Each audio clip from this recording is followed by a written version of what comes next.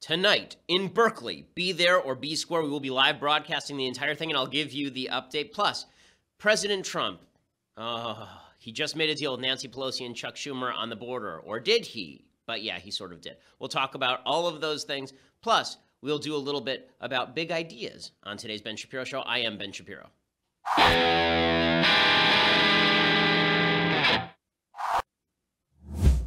It's a day of joy. It's a day of fun. It's a day of laughter for everyone. Yes, I'm going to Berkeley this afternoon, so that will be a party, and I'm about to give you the update on that. I have to say, for little old me, they are doing a fair bit of security work. It's pretty amazing. I have some video of it that I want to show you.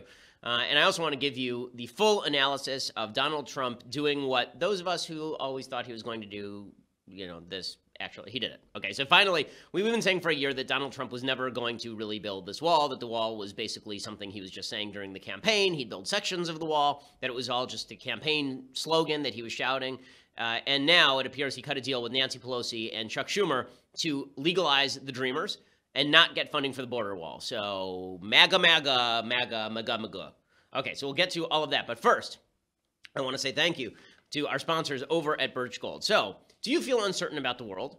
If you don't, it's because you're stupid. You should feel uncertain about the world because the world is an uncertain place. And in these perilous times, whether it's natural disasters or whether it is terrorist attacks or whether it is just the vagaries of politics, it is possible that your stocks are going to get hit. And that's why you need to put some of your money in precious metals. Everyone should have at least some of their money in precious metals. You should diversify. That's what Birch Gold is for. Right now, if you go to birchgold.com/Ben, you can contact Birch Gold Group and request that free information kit on physical precious metals. It's a 16-page kit. It shows how gold and silver can protect your savings, how you can legally move your IRA or 401k out of risky stocks and bonds and into a precious metals IRA. To get that kit, go to birchgold.com/Ben, birchgold.com/Ben. They're the people that I trust to invest in precious metals. They have a long-standing track record of success with thousands of satisfied clients, countless 5-star reviews, and an A+ rating with the Better Business Bureau. They're the people that I would trust. birchgold.com/Ben to get that comprehensive 16-page free kit. Okay, so I'm going to get to Trump and Schumer and Pelosi, the happy gang, the bunch of buddies. We'll get to them in just one second. But first, I'm going to give you the update on Berkeley. So it is now obvious that the police are expecting some bad stuff to happen. There are apparently 2 protests that are supposed to happen tomorrow at Berkeley. Oh, today at Berkeley, rather.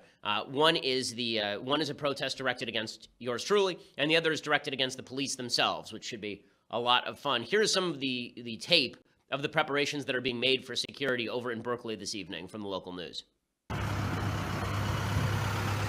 If you can't see, they're literally setting up hay bar in front of Zellerbach Hall, which is where I'm going to be speaking. They're doing this in the middle of the night, setting up these cement barriers. They were doing this for blocks around, apparently. They're blocking off a main street in Berkeley today. All for me. And I understand I'm a physically imposing specimen. But still, this seems a little weird. Listen, I guess that if you use Democrat Keynesian economics, then you have to acknowledge I'm creating more jobs in Berkeley than the current mayor of Berkeley. Right? I look at this. I'm creating infrastructure jobs. Just by visiting, I'm creating infrastructure jobs. Berkeley is saying that for upcoming security events, my event, the Free Speech Week that's happening next week, they're spending hundreds of thousands of dollars on security, all because Antifa is insane and because leftists are totally crazy. So the good news is that Berkeley looks like they're taking seriously the security issue. The bad news is that Berkeley is going to build a wall before Trump does, like long before Trump does, because the other big news today is that President Trump appears to have cut a deal with Nancy Pelosi and Chuck Schumer over DACA. That would be President Obama's executive amnesty. So here is what Nancy Pelosi and Chuck Schumer said yesterday after emerging from a meeting with President Trump. Okay, this is their press release. We had a very productive meeting at the White House with the president. The discussion focused on DACA. We agreed to enshrine the protections of DACA into law quickly and to work out a package of border security, excluding the wall, that's acceptable to both sides. We also urged the president to make permanent the cost-sharing reduction payments, and those discussions will continue. That last is a reference to Obamacare. It was acknowledged last night in really little covered news that Trump was looking to move toward fixing Obamacare rather than repealing and replacing it. That went by the wayside because everybody is very upset over the amnesty stuff. And what they are talking about here is amnesty. And even Trump's most ardent allies are really ticked about it. So the headline last night over at Breitbart was Amnesty Dawn. Amnesty Dawn. 5 seconds ago, Steve Bannon was saying that he was Trump's most ardent ally. Now it's Amnesty Dawn. Ann Coulter, the author of the bestseller In Trump We Trust, now tweets, quote, "At this point, who doesn't want Trump impeached?" So that's a rather abrupt about-face. Even Sean Hannity was saying that this is not a good deal for Trump. He, of course, blamed Paul Ryan and Mitch McConnell because that's the way that this works. Basically, a lot of, I will say, a solid number of people in Trump's base have turned into Mongo from Blazing Saddles, and if they're mad, they just punch a horse, and the horse happens to be Mitch McConnell or Paul Ryan. And these tweets, I mean, here's what Sean tweeted. "If reports true, 100%, I blame Republicans. They caused this. They wanted him to fail and now pushed him into the arms of political suicide, if true." So let me get this straight. They stood up to Obama's executive amnesty for years and held it up in the courts. But Trump making a deal with the Democrats is their fault because MAGA, underwater chess, backgammon, McHungry, hungry hippos, MAGA. And then he says, "Weak Republicans have betrayed voters. POTUS needs to stay the course and keep his promises or it's over. Pelosi and Schumer can never be trusted." Okay, if they can never be trusted, then why is Trump making these moves? So Pelosi, what's really funny about this is that Trump obviously desires the love and respect of a lot of people on the left. And he thinks he can earn it by giving them what they want. Nancy Pelosi yesterday was ripping into Trump. I mean, basically comparing him to FDR, interning Japanese people during World War II. She was doing this, and 5 seconds later, Trump was cutting a deal with her. So a week and a half ago, I was in Chicago, and I saw this art exhibit that I was invited to see. It's called "And Then They Came for Me." And it's about the internment of the Japanese-American patriots in our country who were interned into camps during World War II. While their family members were fighting for freedom for America and for the world in World War II, they were in camps, and they came for me. And now they're coming for the Dreamers. Okay, so she was saying this 5 minutes ago. Then she goes to the White House and she convinces Trump, because he has a big heart for the Dreamers, as we know, that she has to cut a deal with him. The only leverage Trump has to get his border wall funded is this. This is his leverage, okay? It's not like there are lots of opportunities for him to use his leverage in the future. I know there are a lot of folks who are big Trump fans, Bill Mitchell, big Trump fan, saying, well, we just have to wait for him to negotiate. He has already not funded the border wall in the $1.1 trillion budget he signed earlier this year. He did not attempt to fund the border wall in raising the debt ceiling. He did not attempt to fund the border wall in extending the budget for another 3 months. He is now not attempting to fund the border wall in DACA. So where exactly is his leverage? Where'd the leverage go? The answer is there is no leverage. The border wall appears to have been largely BS. It's sort of like Obama saying that he was going to close down Gitmo and then never closing down Gitmo. Trump is basically, so initially after all of this broke last night, the White House said, hey, we didn't reach a deal. Okay, we didn't reach a deal. Trump, he may have talked about this stuff with Pelosi and Schumer, but we definitely did not make a deal along these lines. Then Trump got up and he started tweeting. Here's what he tweeted.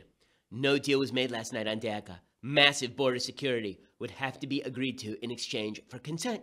Would be subject to vote. Okay, well, but wait a second. You said there was no deal reached, and then the exact next sentence, you say massive border security would have to be agreed to. Not a wall, massive border security. So that's exactly what Schumer and Pelosi said. Then he said, this is really amazing, the wall, which is already under construction in the form of new renovation of old and existing fences and walls, will continue to be built. That's not building the wall.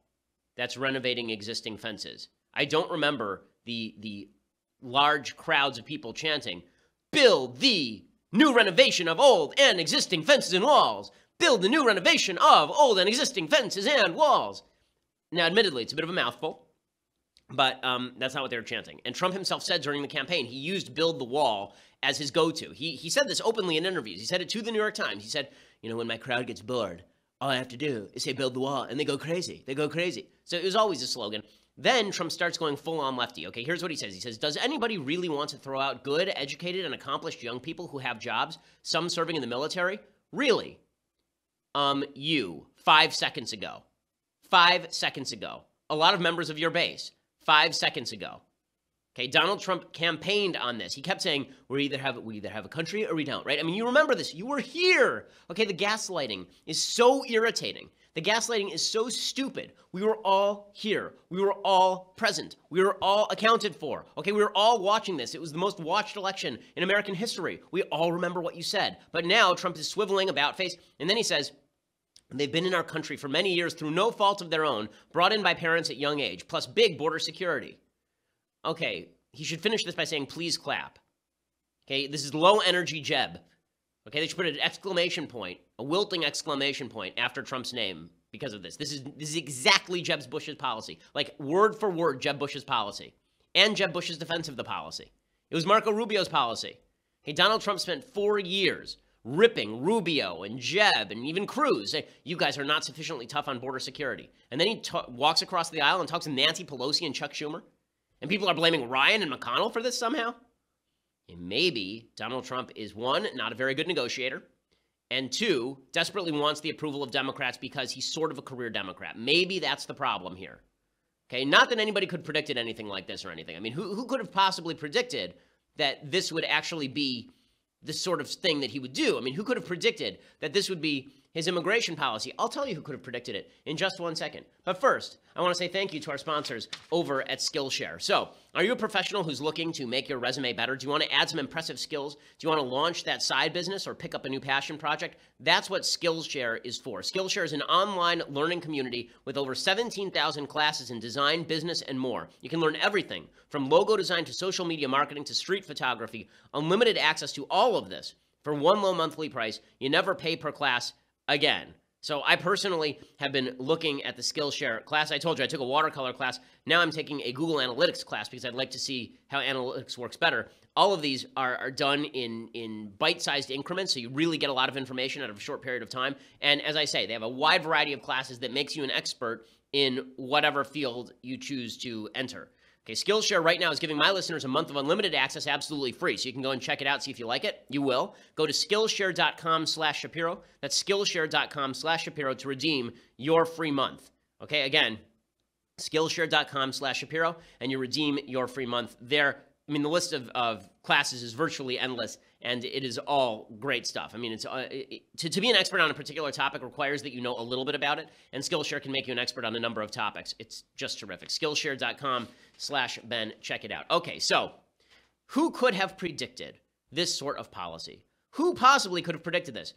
What would you say if you knew somebody who'd written in, say, May 2016, like May 25th, 2016, quote, a President Trump would indeed sign an executive order to build a wall with Mexico. After being informed by his advisors that such a wall would actually look more like sections of barrier punctuated by high-tech touch fences, Trump would also quietly concede. He would build sections that resemble a wall, mostly for symbolic purposes. Trump would probably staff up ICE, but we'd see no mass deportations. He would revoke President Obama's DACA, but he would not replace it with a harsh enforcement operation. The costs and political blowback would be too steep. Despite promises to do so, Trump would not dramatically curtail the number of high-tech visas handed out. He's made clear he believes American wages are already too high. Trump would, however, implement new restrictions on immigration from Muslim countries.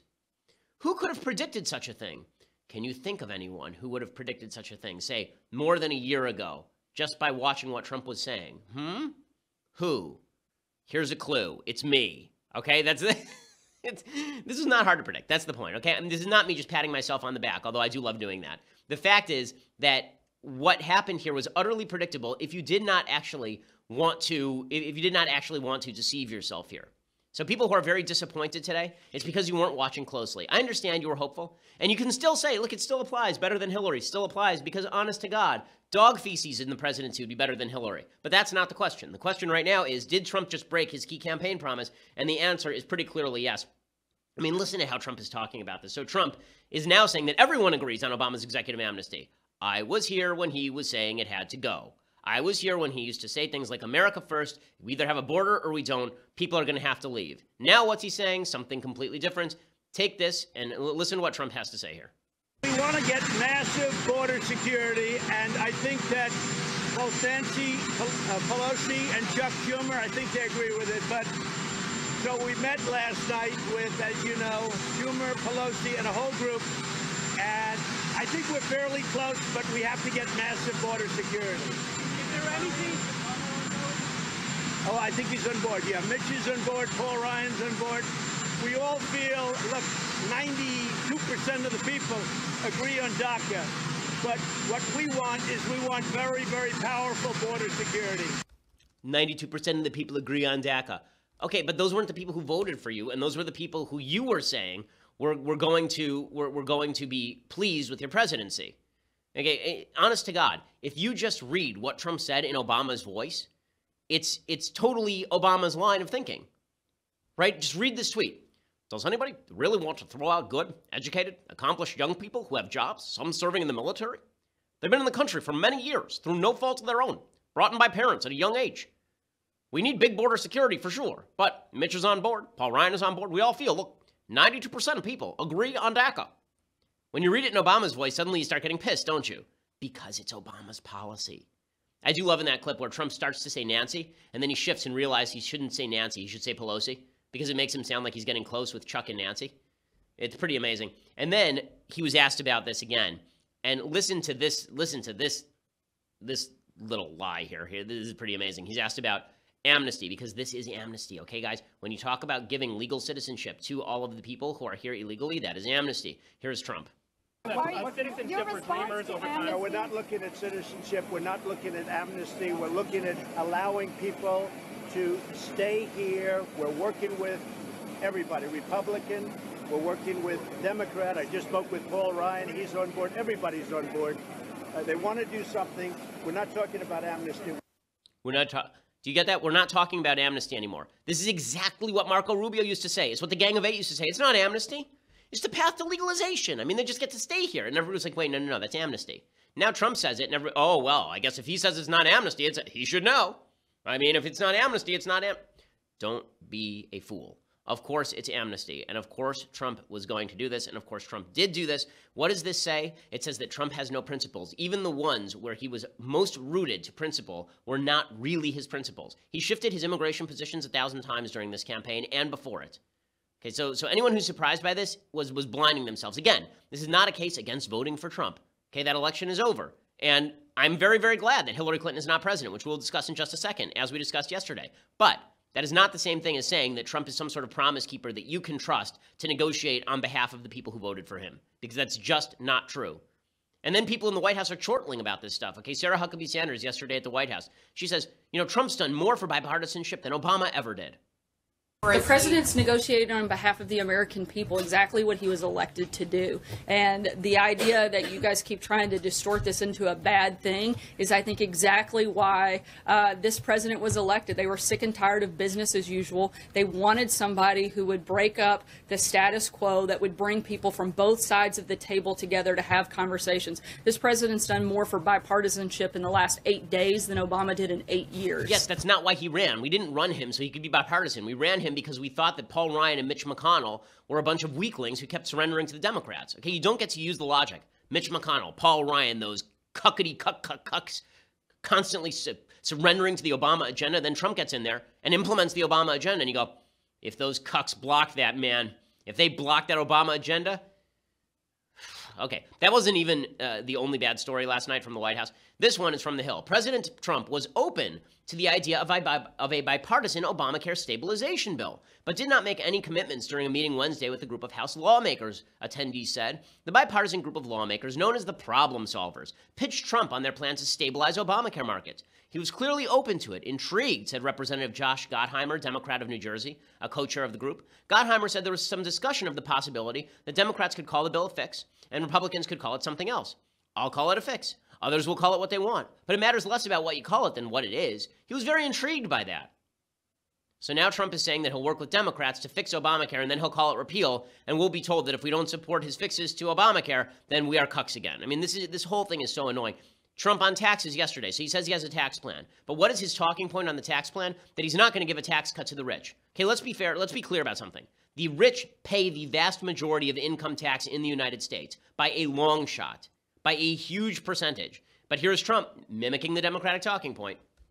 We're looking at a 15% rate, and we want a 15% rate because that would bring us low, not by any means the lowest, but it would bring us to a level where China and other countries are. and we will be able to compete with anybody. Nobody will be able to touch us. So we would like to see 15%. Okay? Thank you very much, everybody. And by the way, lower for individuals. Much lower than that for individuals. And the rich will not be gaining at all with this plan. We're looking for the middle class, and we're looking for jobs.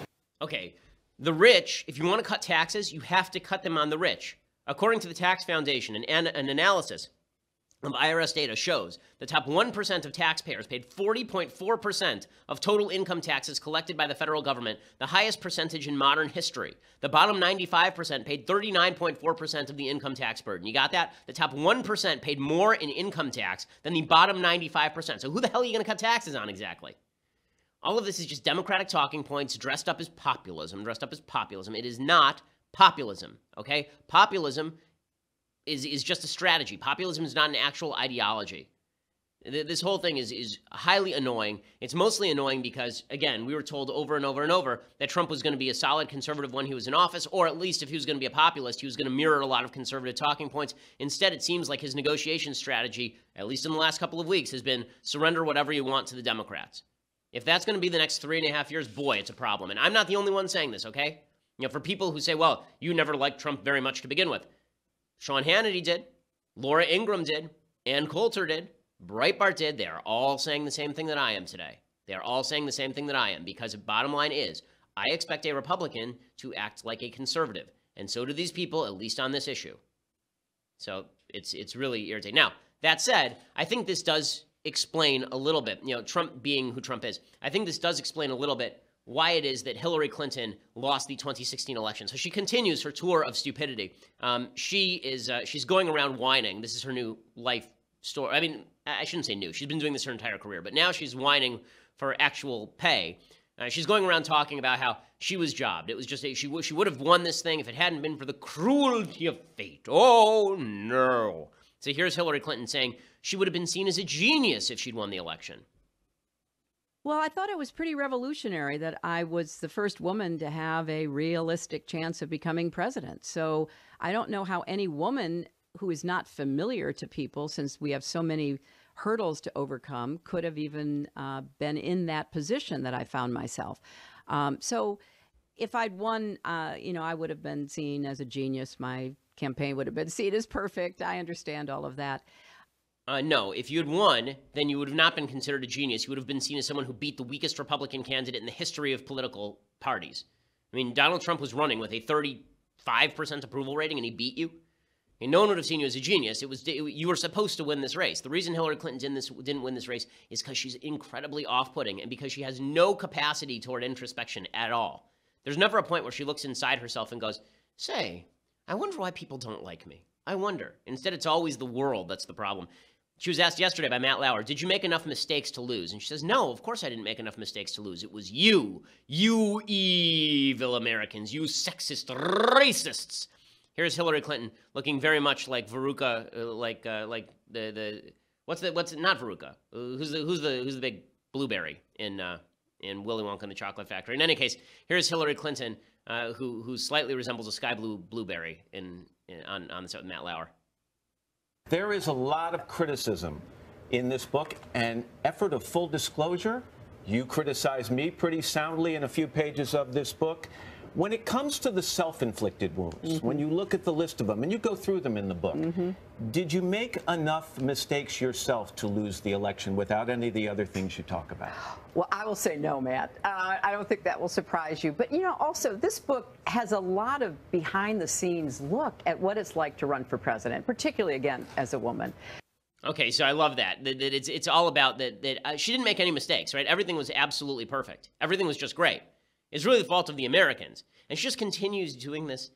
This is her tour now. This is her tour, okay? And I'm going to explain why that matters in just one second, why Democrats should look out. Because if they think that they can just campaign against Trump, they've got another thing coming. But before I get to that, first I want to say thank you to our sponsors over at Beachbody On Demand. So, do you look at me and say, dude, that guy's ripped? Well, if you don't, then you should, because I am. And also, you should go and you should work out a lot.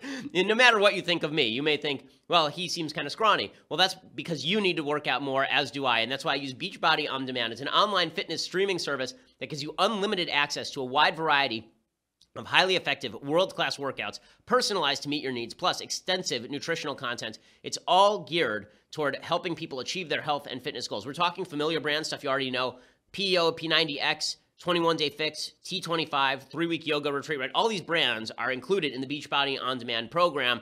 Plus, they also can give you nutrition programs, not just the workout programs. When I'm on the road, I always use Beachbody On Demand. You know, when I'm at home, I can go to the gym. But when I'm on the road, then I need to work out in my room sometimes. And one of the great things about Beachbody On Demand is they have all of these programs where you really don't need gear in order for you to get fit. That's what's great about Beachbody On Demand. And you get your nutrition in line as well. They also include brand new first-of-its-kind cooking show for healthy weight loss and portion control. This is called Fixate. It'll teach you how to cook healthy, delicious, and simple recipes for you and your family. They have over 100 recipe videos to help you cook healthier, because it's not just about the sort of effort you put into exercise. It's also about the crap you put in your body. Make sure that you don't do that. That's what Beachbody On Demand is there for. Again, my listeners can claim a free trial membership. Just text Shapiro to 303030. So text the number 303030, text Shapiro to 303030, and you get free access to the entire platform for free. It's a free trial membership, so you can try it out, see how much you like it. I promise, once you've got it, you're never going to want to give it up, because there's such a wide variety of programming. You're never going to get bored, and it really gets you in shape. That's always been my big problem when I work out, is that if I go in and do the same routine every day, I get very bored very easily. With Beachbody On Demand, you never get bored, because you can use a different program every time if you want. It's fantastic. Beachbody On Demand, text Shapiro to 303030, Shapiro to 303030. And yes, I do use Beachbody On Demand very frequently, and I do work out every day, which is why, I mean, look at Berkeley. Look how they're preparing for me. They're afraid I'm going to walk in there and I'm just going to take iron barriers and fling them just with one hand. I'm just going to pick up those cement K-bars and just chuck them. It'll be amazing. I mean, just watch for it tonight. It'll be unbelievable. Okay, so the reason that Hillary's awfulness actually matters is because I think that this should be a warning to Republicans and Democrats, Hillary Clinton. She should be a warning to all people, right? She's like Dante's seventh circle of hell. Abandon all hope, all ye who enter here.